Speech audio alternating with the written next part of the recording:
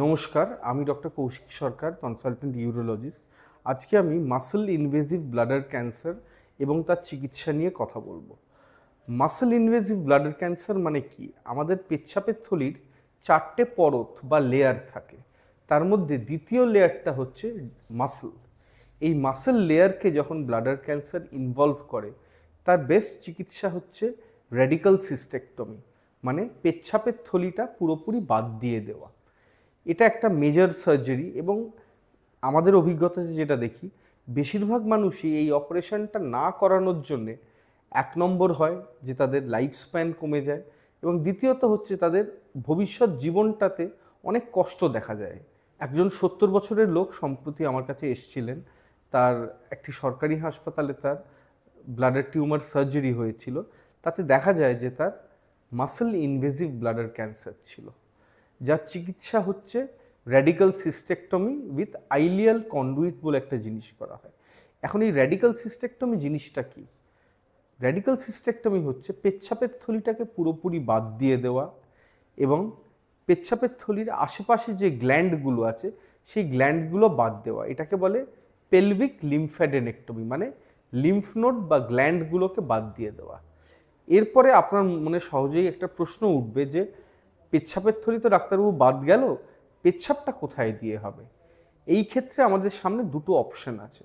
1 নম্বর হচ্ছে যে আমাদের যে ইউরেটার বা মূত্রনলী যেগুলো, সেগুলোকে আমরা ইন্টেস্টিন বা ক্ষুদ্রান্ত্রর একটা অংশতে আমরা ঢুকিয়ে দিই আমরা, এবং সেই ইন্টেস্টিনের অংশটাকে আমরা পেটের ডান দিকে বার করে রাখি, যেখানে একটা ব্যাগ পরানো থাকে, সেটা দিয়েই ইউরিন হয়।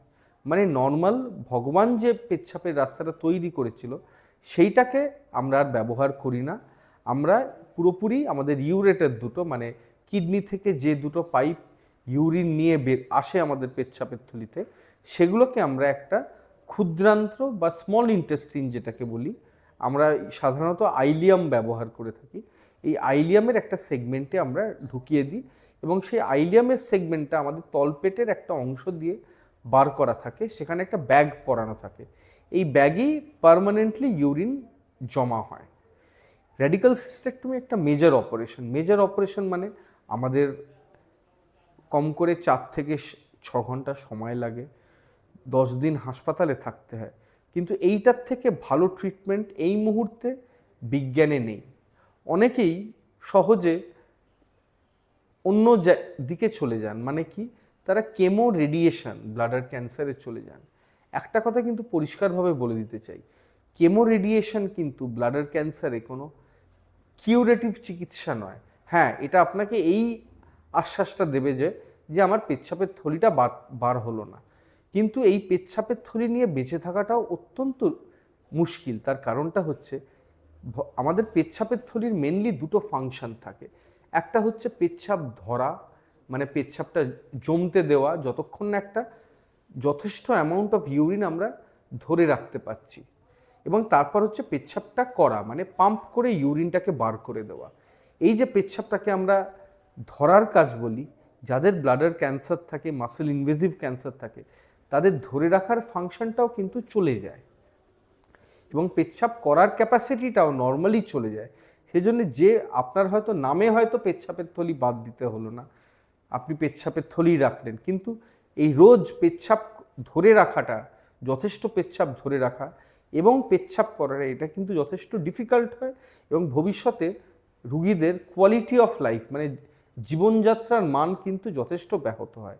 তার থেকে এই র্যাডিক্যাল সিস্টেক্টমি করে ব্লাডারটা বাদ দিয়ে একটা যদি ব্যাগ পরে থাকা যায়, আজকালকার স্টোমা ব্যাগ যেগুলো হয় সেগুলো অত্যন্ত উচ্চ মানের হয়, ভালো কোয়ালিটির হয়। এইটা নিয়ে নর্মাল লাইফ মেনটেন করাটা কিন্তু খুব একটা ডিফিকাল্ট নয়। প্রথম কদিন হয়তো 1-2 মাস একটু অসুবিধা হয়, কিন্তু পরে এগুলো মানিয়ে নেয়। আমার অনেক পেশেন্ট থাকে যারা হয়তো চাষাবাদ করেন, তারা কিন্তু এই স্টোমা ব্যাগ নিয়েও তারা চাষাবাদ এবং সব কাজই তারা করতে পারেন। সেই জন্য পেচ্ছাপের থলিতে যদি মাসল ইনভেসিভ ক্যান্সার থাকে, পেচ্ছাপের থলিটা সম্পূর্ণভাবে বাদ দেওয়াটাই হচ্ছে বেস্ট চিকিৎসা। কেমো রেডিয়েশন কিন্তু কিওর হয় না, এবং এরপরেও কিন্তু কোয়ালিটি অফ লাইফ, আর শুধু কোয়ালিটি নয়, কোয়ান্টিটি অফ লাইফ, মানে ভবিষ্যৎ জীবনটাও কিন্তু ভালো থাকে না, আপনার লাইফ এক্সপেক্টেন্সি কমে যাবে। আপনি যদি মাসল ইনভেসিভ ব্লাডার ক্যান্সার হয় এবং আপনি যদি সিস্টেকটমির দিকে না যান, আপনার যে শুধু কোয়ালিটি অফ লাইফ কমবে তা নয়, কোয়ান্টিটি অফ লাইফ সেটাও কিন্তু কমে যাবে। এরপরে আসবো আমি একটা নিও ব্লাডার বলে একটা জিনিস আছে, যেটাকে আমরা বলি অর্থোটোপিক নিও ব্লাডার।